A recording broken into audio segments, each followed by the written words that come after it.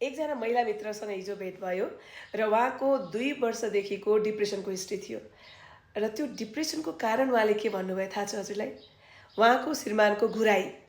यसले गर्दा उहाँहरू एउटै ठाउँमा बस्दा बस्दै पनि डिभोर्स जस्तो अवस्था आएको छ र यो कुरा त इएनटीसँग रिलेटेड छ। यो के भएको हजुर? यसलाई चाहिँ स्लिप डिभोर्स पनि भनिन्छ। पक्कै पनि उहाँको श्रीमानको अब्स्ट्रक्टिभ स्लिप एप्नियाको केस हो। उहाँ चाहिँ रातभरि घुर्नुहुन्थ्यो होला अनि घुर्दा घुर्दै सासै रोकेर बिचबिचमा चाहिँ अलिकति बिउजिने खाले समस्या, उहाँलाई सुत्नको लागि एकदमै सङ्घर्ष गर्नुपर्छ। सङ्घर्ष समस्या एकदमै कमन समस्या हो।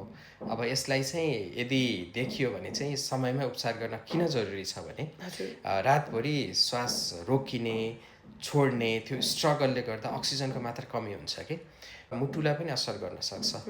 यसले अलिकति मान्छेलाई इरिटेबल बनाउने, बिहान चाहिँ काम गर्दाखेरि अलिकति फुर्ती फार्ती नआउने होइन, र चाहिँ दिनभरि निन्द्रा लाग्ने, मुख एकदम सुक्खा हुने।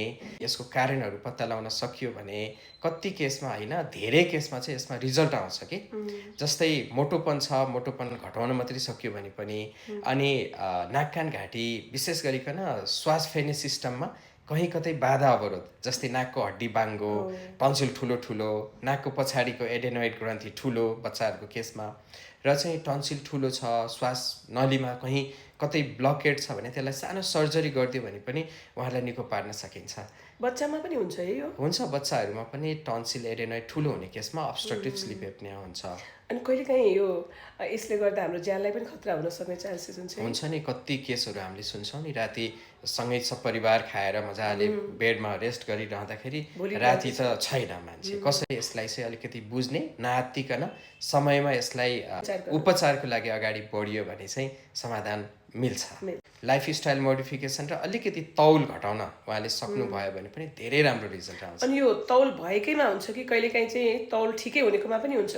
तौल ठिक्कै हुनेकोमा पनि हुन्छ कहिलेकाहीँ। त्यस्तो केसमा इएनटी डाक्टरले हेर्दाखेरि अपरेसन गर्नुपर्ने कारण देखियो भने अपरेसन गर्यो भने निको हुन्छ। कहिलेकाहीँ एकदम पातलो मान्छे रातभरि घुर्ने, सुताइको बेलामा एउटा गर्ने टेस्ट हुन्छ, स्लिप स्टडी भन्छ। त्यसमा चाहिँ सिभियर चाहिँ स्लिप एप्निया देखियो भने त्यस्तो केसमा चाहिँ कहिलेकाहीँ सेन्ट्रल कज पनि हुन्छ कि ब्रेनले नै ड्राइभ गरेको केस पनि हुनसक्छ।